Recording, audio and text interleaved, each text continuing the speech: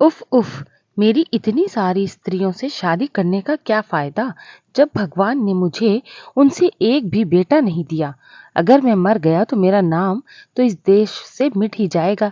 ऐसा कहते हुए कश्मीर का एक बहुत बड़ा राजा अपने जनान खाने में गया और उसने अपनी बहुत सारी रानियों को धमकी दी कि अगर उनको अगले साल में एक बेटा नहीं दिया तो वो उनको अपने राज्य से निकाल देगा।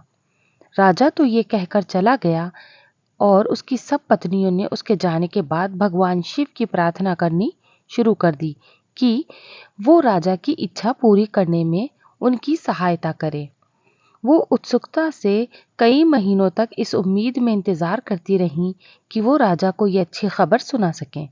पर आखिर उनको पता चल गया कि उनका ये इंतजार बेकार था। अगर उनको शाही महल में रहना है तो उनको कुछ और तरकीब इस्तेमाल करनी पड़ेगी। सो नियत समय पर राजा को सूचित कर दिया गया कि उसकी एक रानी को बच्चे की आशा हो गई थी।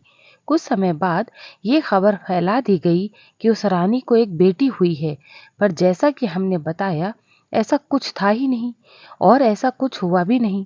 तो फिर सच क्या था? सच तो ये था कि उनके यहाँ एक बिल्ली थी जिसने कई बच्चों को जन्म दिया था।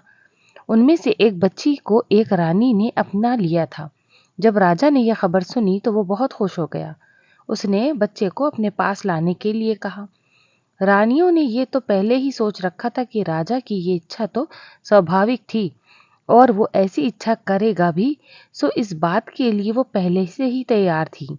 उन्होंने दूत से कहा, जाओ और राजा से कहना कि ब्राह्मणों में से कहा है कि बच्ची को उसकी शादी से पहले उसके पिता को नहीं देखना। इस तरह ये मामला कुछ समय के लिए टल गया। राजा भी लगातार अपनी रानियों में से अपनी बेटी के बारे में पूछताछ करता रहता था। रानियां उसको उसके बारे में अच्छा अच्छा बताती रहती, उसकी सुंदरता के बारे में, होशियारी के बारे में।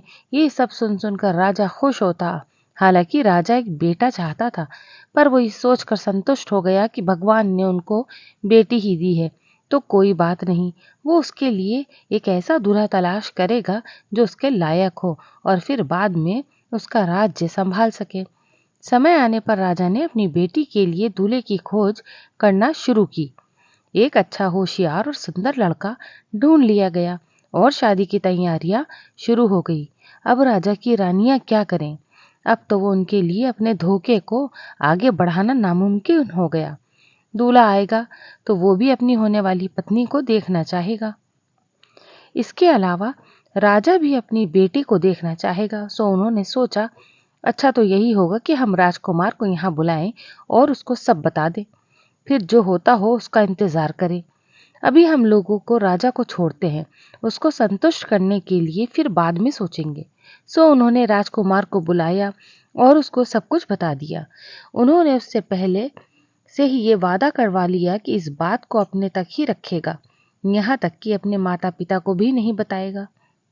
शादी बहुत धूमधाम से मनाई गई, जैसे कि इतने बड़े और अमीर राजा की बेटी की होनी चाहिए। राजा को इस बात के लिए आसानी से मना लिया गया कि वो पालकी में बैठी दुल्हन को अभी न देखे। पालकी में केवल बिल्ली ही थी और वो राजकुमार के देश सुरक्षित पहुंच रूप से पहुंच गई। राजकुमार ने जानवरों की बहुत अच्छी से देखभाल की और उसको अपने निजी कमरे में बंद रख करके रखा। उस कमरे में वो किसी को घुसने नहीं देता था, अपने माता पिता को भी नहीं। एक दिन जब राजकुमार वहां नहीं था तो उसकी माँ ने सोचा कि वो आज बेटे के कमरे के बाहर से ही अपनी बहू से बात करेंगी। सो वो बेटे के कमरे से बाहर खड़ी होकर जोर से बोली, बहू, मुझे बहुत अफसोस है कि तुम यहाँ इस कमरे में बंद हो और तुमको किसी से मिलने की इजाजत नहीं। इस बात से तो तुम जरूर ही बहुत दुखी होगी। खैर, आज मैं बाहर जा रही हूँ, तुम अगर चाहो आज बिना किसी डर के कि कोई तुम्हें देख लेगा बाहर निकल सकती हो। तुम बाहर आओगी ना? बिल्ली सब समझ गई और ये सुनकर बहुत रोई, जैसे कोई इंसान रोता है। ओह, उसके आंसू तो राजकुमार की माँ के दिल को छेद ही गए। ये देखकर उसने इस मामले पर अपने बेटे से सख्ती से बात करने का फैसला किया कि जैसे ही वो आएगा वो उससे जरूर ही बात करेगी। बिल्ली के आंसू पार्वती जी तक के पहुंचे। वो तुरंत ही अपने स्वामी शिव जी के पास गई और उसने प्रार्थना की कि वो उस लाचार बिल्ली पर दया करें।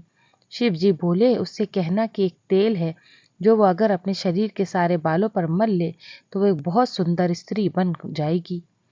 वो तेल उसको उसी कमरे में रखा मिल जाएगा जिसमें वो बंद है। पार्वती जी ने उस अच्छी खबर को बिल्ली को देने में बिल्कुल भी देर नहीं की।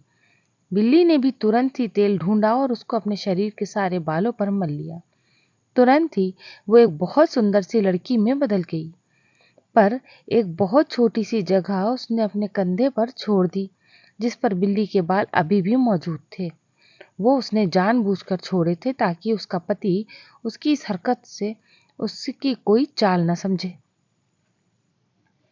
और उसको अपनी पत्नी मानने से इनकार न कर दे। शाम को राजकुमार घर लौटा तो अपनी सुंदर पत्नी को देखकर बहुत खुश हुआ। अब उसकी वो सारी चिंताएं खत्म हो गई थी। अब वो अपनी माँ को अपने अकेलेपन का क्या जवाब देगा। उसको तो बस खुश खुश मुस्कुराती हुई बहू को देखना था और उसका रोना तो बिल्कुल बेकार था। कुछ हफ्तों के बाद राजकुमार अपनी सुंदर पत्नी को लेकर अपने ससुर से मिलने गया। राजा ने उसको अपनी बेटी समझा और उसको देखकर बहुत खुश हो गया। उसकी सब पत्नियों ने भी बहुत खुशियां मनाई कि प्रार्थनाएं स्वीकार कर ली गईं और अब वो महल में रह सकती थी। समय आने पर राजा ने भी अपने दामाद को राजा बना दिया। सो वो अब 2 राज्यों का राजा बन गया, अपने पिता के राज्य का और अपने ससुर के राज्य का। इस तरह वो बहुत अमीर राजा बन गया।